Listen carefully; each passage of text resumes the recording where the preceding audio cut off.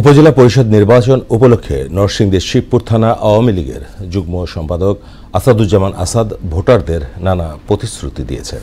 এ সময় মোটরসাইকেল প্রতীক নিয়ে ভোটারদের কাছে ভোট প্রার্থনা করেছেন।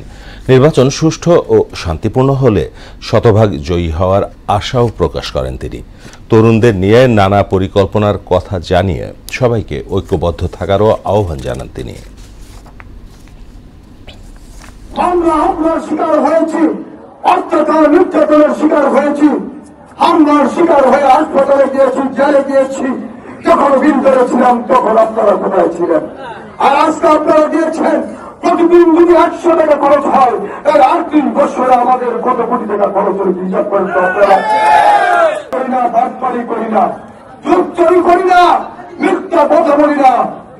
আমি এগুলির বিরুদ্ধে আমি সন্ত্রাসী করি না, চাঁদাবাজি করি না।